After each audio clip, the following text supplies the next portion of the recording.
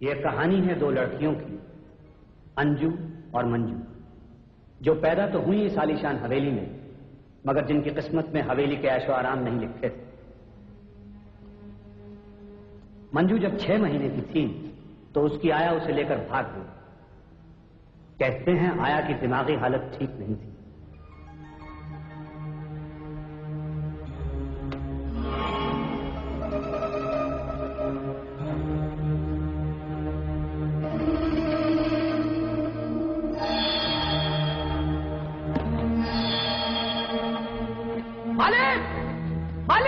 बेटी के गम में माँ बाप इतने बदहवास हो गए कि हवेली का कामकाज और कारोबार देखने के लिए गांव से बुलाया गया छोटे भाई त्रिभुवन को।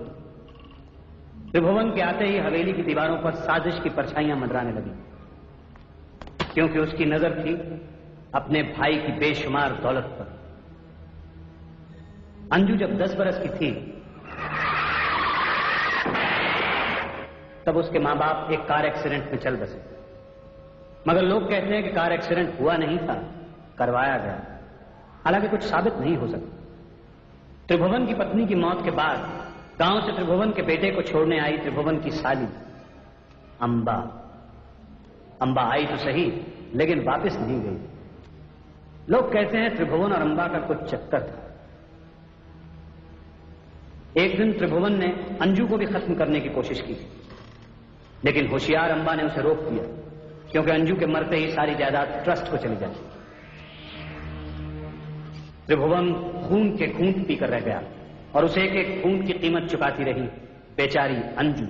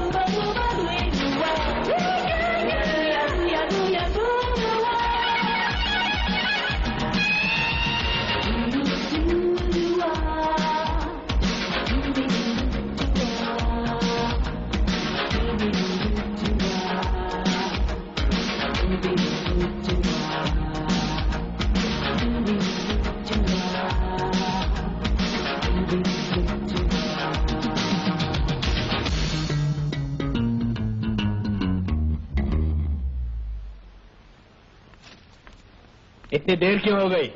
आज इसके माँ बाप की बरसी है ना, तेसरे बहा रही थी। बरसी? आज मेरे भैया भाभी की बरसी है और मुझे किसी ने याद तक नहीं दिलाया। ये तो सरासर नमक हरामी है कि जिस भाई ने मुझे बेटे की तरह पाल पोस कर इतना बड़ा किया, मैं उसकी बरसी भूल गया। मैं तो माफी के काबिल भी नहीं। मुझे मेरे गुनाह की सजा मिलनी चाहिए। बोलो अंजू बेटी, मेरी क्या सजा है? कैसी बातें कर रहे हैं चाचा जी? सजा किस लिए? मैं तो रो रही थी अपनी मजबूरी पे। मजबूरी? किसने मजबूर किया तुमको? अम्मा, तुमने मेरी बेटी को मजबूर किया? मैं भला ऐसी गुस्ताखी कैसे कर सकती हूँ?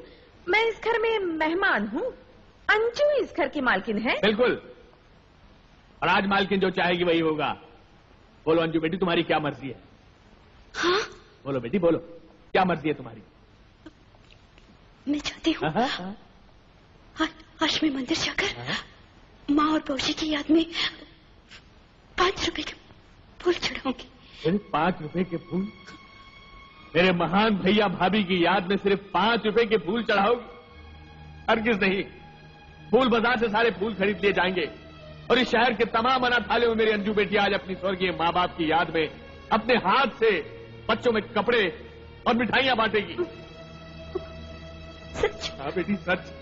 मगर इतने पैसे कहाँ? खबरदार जो पैसों की बात की। चलो अंजू बेटी, और ये पैसे रखो, फूल चढ़ाओ, मिठाइयां बांटो। नहीं चाचा। रख लो बेटी, फूल चढ़ाना, मिठाइयां भी बांटना। नहीं। लो लो। तुमने क्या सोचा मैं तुमको 5 रुपए दे दूंगा? अरे पागल हो गई है? मूर्तों के लिए सिर्फ आंसू बहाए जाते हैं जो तुमने बहा दिए। तो बहुत देर हो रही है, वक्त पर बात मत करो, चलो मेरे साथ बैंक। चलो जी, चलो चलो। अब बैंक में टेस्ट में बहाने मत शुरू कर देना। तंग आ गया तुमसे और तुम्हारे टेस्ट मुंह से भाई। सुन, ये रख ले, जा जा। अंजू जी, ये है आपके पैसे, रख लीजिए। लाइए मैं रख लेता हूँ। No problem. क्या है माथुर साहब, आजकल जमाना बड़ा खराब है जी। छोटी से छोटी रकम भी साथ में लेकर चलने में परेशानी होती है।